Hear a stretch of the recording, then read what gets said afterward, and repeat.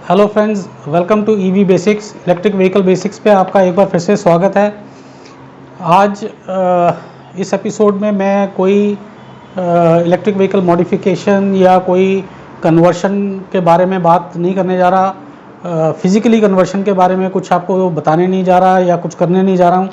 मैं government of India की जो लेटेस्ट पॉलिसी है वो आपके साथ शेयर करने जा रहा हूँ रिगार्डिंग इलेक्ट्रिक व्हीकल कन्वर्शन।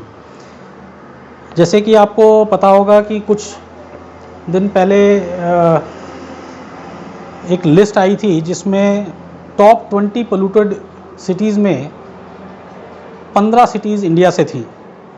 और इससे नुकसान तो बहुत हो ही रहा है, लेकिन इससे प्रॉम्प्ट होके गवर्नमेंट ने थोड़ा फास्ट प्रोसेसिंग की अपने पॉलिसी को electric vehicle non polluting vehicle conversion के लिए।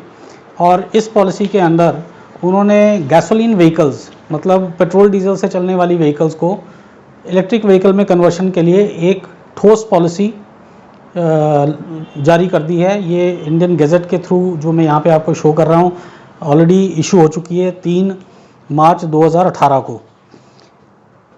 इस पॉलिसी के इम्प्लीमेंट होते ही सेंट्रल मोटर व्हीकल एक्ट 1989 में अब retrofitting of existing vehicle with electric kits और electric battery operated system is allowed. मतलब है कि CMV जो सेंट्रल मोटर व्हीकल एक्ट है इसके अंदर अब इलेक्ट्रिक कन्वर्शन अलाउड है और आप रेट्रोफिटिंग कर सकते हो इलेक्ट्रिक किट की और इलेक्ट्रिक बैटरी ऑपरेटेड किट की। इसमें 3 कैटेगरीज उन्होंने स्पेसिफाई की हैं। एक पहली कैटेगरी है प्योर इलेक्ट्रिक कन्वर्शन, मतलब उसमें से पेट्रोल डीजल इंजन गाड़ी में से, एग्जिस्टिंग गाड़ी में से पेट्रोल डीजल इंजन निकाल दिया जाएगा और उसमें फिट होगा एक इलेक्ट्रिक प्रपल्शन सिस्टम। दूसरी कैटेगरी उन्होंने चूज़ की है जो 3.5 टन व्हीकल का होगा, 3.5 टन से नीचे की व्हीकल्स का होगा। और थर्ड कैटेगरी है hybrid conversion for vehicles above 3.5 ton capacity. तो पहला कैटेगरी है प्योर कन्वर्शन जिसमें 100% इलेक्ट्रिक प्रपल्शन सिस्टम होगा, और बाकी 2 कैटेगरीज हैं फॉर हाइब्रिड कन्वर्शन जिसमें पहली कैटेगरी है लेस देन 3.5 टन और दूसरी कैटेगरी है हायर देन 3.5 टन। अब अगर इस चीज़ को, पॉलिसी को आप ध्यान से देखें तो इसमें replacement of electric drive train का काफ़ी डिटेल में उन्होंने बताया हुआ है कि कैसे करना है।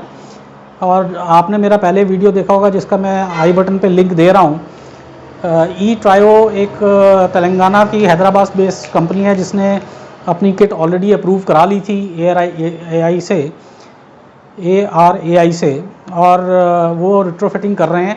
लेकिन वो रेट्रोफिटिंग कर रहे हैं अपने ही प्लांट में, अपने ही वर्कशॉप में।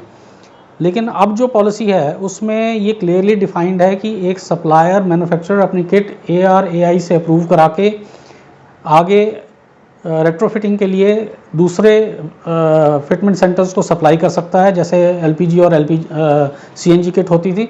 और उन किट्स को एक अप्रूव्ड वर्कशॉप ही फिट कर सकती है।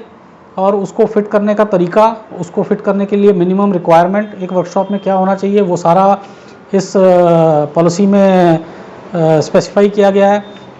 क्या मार्किंग होनी चाहिए व्हीकल में, उसमें किस तरह की प्लेट लगेगी, जैसे CNG में CNG लिखा होता है लेकिन इसमें XEV लिखा होगा, वो सारी डिटेल्स इसमें दी हुई हैं। मैं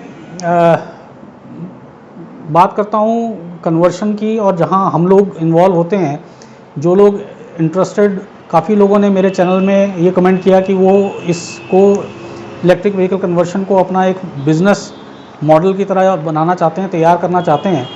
और उसमें एक इशू आया है जो मेरे को समझ आता है कि एक छोटा बिजनेसमैन, एक छोटा ऑपरेटर इसमें एक फिटमेंट सेंटर ही चला सकता है। बड़ी कंपनियां किट्स तैयार करेंगी, ऑब्वियसली वो मोटर्स, चाहे वो AC इंडक्शन मोटर्स हों या BLDC मोटर्स हों, कंट्रोलर्स हों वो उनको इंपोर्ट करेंगी और धीरे धीरे उनको इंडिजिनाइज भी करेंगी और उसको तैयार किया जाएगा किट के फॉर्म में और सप्लाई किया जाएगा फिटमेंट सेंटर्स को। फिटमेंट सेंटर्स जो हैं वो अप्रूव्ड होंगे by manufacturer oblique suppliers. Responsibility of electric propulsion kit manufacturer oblique supplier, इसमें उन्होंने रूल नंबर 126 के अंडर अपनी किट को अप्रूव कराने के लिए गाइडलाइंस दिए हैं। कंपनी ISO 9000 सर्टिफाइड होनी चाहिए जब वो अप्रूवल के लिए अप्लाई करें, और जो भी मैन्युफैक्चरर और सप्लायर और फिटमेंट सेंटर इन किट्स को अप्लाई करेगा उसको एक रिकॉर्ड मेंटेन करना पड़ेगा व्हीकल आइडेंटिफिकेशन नंबर और रजिस्ट्रेशन नंबर का कि किस किस को इलेक्ट्रिक प्रपल्शन किट फिट किया गया है। Name address and phone number of all installers जो ऑथराइज्ड हैं वो पब्लिश करना पड़ेगा किट मैन्युफैक्चरर को अपनी वेबसाइट पे। Electric propulsion kit layout, the layout indicating the location of the key elements of the kit shall be prepared by kit manufacturer and will have to be submitted to the testing agency। इसमें जो जैसे मैं इसको पढ़ रहा हूँ मेरे को ये समझ आता है कि इसमें फोकस जो है वो 4 व्हीलर की तरफ है और गाइडलाइंस 2 व्हीलर कन्वर्शन के लिए काफ़ी वेग क्या मतलब उस तरफ फोकस ही नहीं है, जबकि मेरे हिसाब से ईजीएस्ट लो कॉस्ट कन्वर्शन जो होगा वो 2 व्हीलर्स का होगा। नंबर ऑफ़ 2 व्हीलर्स जो इंडिया में चल रहे हैं वो बड़े ह्यूज नंबर्स में हैं और उससे पोल्यूशन भी काफ़ी होता है। अगर उनको चेंज कन्वर्ट किया जाए तो मेरे ख्याल से एक बड़ा मेजर एरिया ऑफ पोल्यूशन जो है वो कम होगा। आई होप फ्यूचर अमेंडमेंट्स में 2 व्हीलर के लिए एक स्पेसिफिक गाइडलाइंस आएंगी और मैं चाहूँगा कि जब भी कभी ऐसा नोटिफिकेशन आए मैं आपके साथ शेयर करूँगा, तो आप उसमें अपने व्यूज़ ज़रूर दें। आप उसमें गवर्नमेंट को रिक्वेस्ट करें कि 2 व्हीलर कन्वर्शन जो है वो DIY do it yourself kit की तरह के सिस्टम में होना चाहिए, ना कि किसी ऑथराइज्ड इंस्टॉलर के थ्रू होना चाहिए। मैन्युफैक्चरर सप्लायर किट बनाकर अप्रूवल कराए और वो डायरेक्टली एंड यूज़र को भेज दे और एंड यूज़र उसको इंस्टॉल करा ले। इसमें काफ़ी कॉस्ट बचेगी। देखते हैं आगे चल के इसमें क्या होता है। मैन्युफैक्चरर ऑब्लिक सप्लायर को वारंटी का इंफॉर्मेशन देना पड़ेगा, अपने मैनुअल्स देने पड़ेंगे, वायरिंग हार्नेस की डिटेल्स देनी पड़ेंगी, वायरिंग हार्नेस किस ISO पैरामीटर को मीट करना चाहिए वो सब इसमें दिया हुआ है।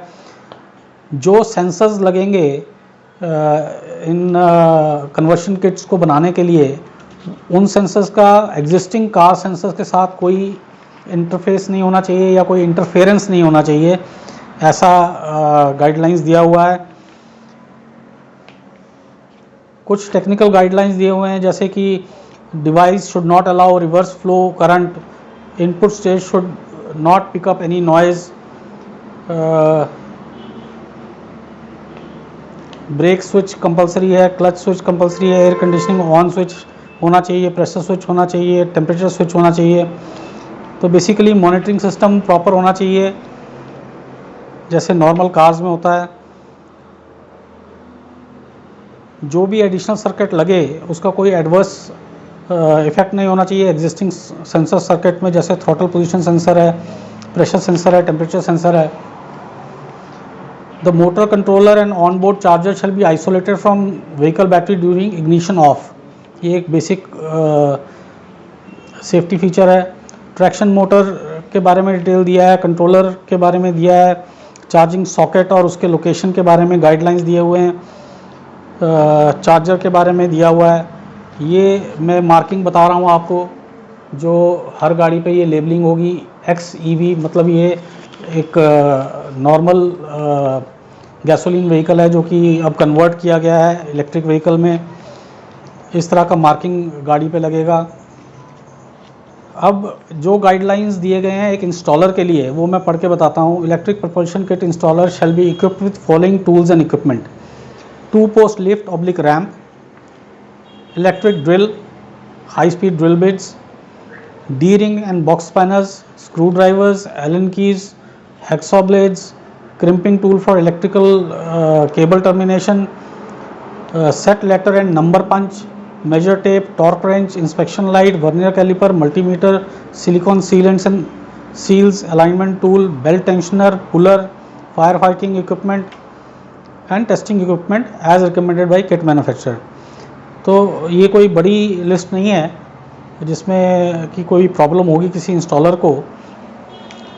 फिर इंस्टॉलर के टेक्नीशियंस जो हैं वो ट्रेन होने चाहिए किट मैन्युफैक्चरर से, और इंस्टॉलर डिस्प्ले करेगा ऑथराइजेशन सर्टिफिकेट अपने किट मैन्युफैक्चरर और सप्लायर का, उसको भी रिकॉर्ड मेंटेन करना पड़ेगा। और अथॉरिटीज़ को ministry of road transport and highway और किसी और अथॉरिटी को जो ये मिनिस्ट्री ऑथराइज़ करेगी उनको, उनके साथ हमें डाटा सारा शेयर करना पड़ेगा। फिटनेस और परफॉर्मेंस चेक करके 1 साल तक गाड़ी का रिकॉर्ड भी मेंटेन करना पड़ेगा।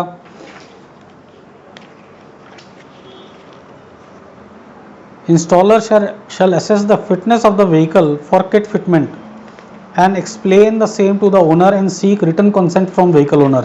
ये बेसिक गाइडलाइंस हैं, ये सब पढ़ के और आपके साथ शेयर करके जो मुझे फीलिंग आती है कि ये पहला स्टेप है एक ईवी कन्वर्शन में। और जैसे 2 पोस्ट लिफ्ट उन्होंने बोला है तो क्लियरली ये गाइडलाइंस एक 4 व्हीलर के लिए हैं, 2 व्हीलर शायद इस परव्यू में नहीं है या उसके बारे में ज़्यादा सोचा नहीं गया। इस पॉलिसी को बनाने में बड़ी बड़ी कंपनीज़ इन्वॉल्व थी मिनिस्ट्री के साथ में डिस्कशन में, और काफ़ी पब्लिक रिस्पांस भी गया था एज़ क्लेम्ड उनके गज़ट में जैसे क्लेम किया गया है। तो इन सब डाटा के बेसिस पे ये पॉलिसी बनी है, और देखते हैं कि इस पॉलिसी को कितनी जल्दी मैन्युफैक्चरर्स पब्लिक सप्लायर्स जैसे इसमें बोला गया है उसको एक्सप्लॉइट करते हैं, अपने प्रोडक्ट्स को अप्रूव कराते हैं, इंस्टॉलर्स अपॉइंट करते हैं। मेरे हिसाब से ये एक बहुत ही रैपिड स्पीड में होना चाहिए और बहुत रेवोल्यूशन लाएगा इंडस्ट्री में। नए लोग जुड़ेंगे मैन्युफैक्चरर्स के साथ में और नए लोग जुड़ेंगे इंस्टॉलर्स के साथ में, एक नया वर्कफोर्स बिल्ड होगा और एम्प्लॉयमेंट जनरेट होगा। मेरे हिसाब से ये एक थम्स अप है गवर्नमेंट पॉलिसी के लिए। आई होप इसको फॉरवर्ड लेके जाएंगे और सिर्फ ये एक गवर्नमेंट गज़ट में नहीं रह जाएगा। आने वाले दिनों में देखते हैं कि कितनी कंपनीज़ अपनी किट्स अप्रूव कराती हैं और उसका नेटवर्क कैसे बनता है। जैसे ई ट्रायो का मैंने एग्जांपल लिया, ई ट्रायो तेलंगाना हैदराबाद में है और वो लोग अपने ही वर्कशॉप में फिटमेंट कर रहे हैं, तो एक बड़ा लोकलाइज सा काम हो जाता है, बड़ा लिमिटेड सा काम हो जाता है, उस प्रोडक्ट को एक एक्सपोजर नहीं मिल रहा। इस बारे में, इस टॉपिक के बारे में आपके जो भी कमेंट हों वो नीचे कमेंट बॉक्स में आप अपने कमेंट्स शेयर कीजिए और इस डिस्कशन को हम फॉरवर्ड लेंगे जैसे ही कोई नई इन्फॉर्मेशन मेरे पास आती है। Thank you.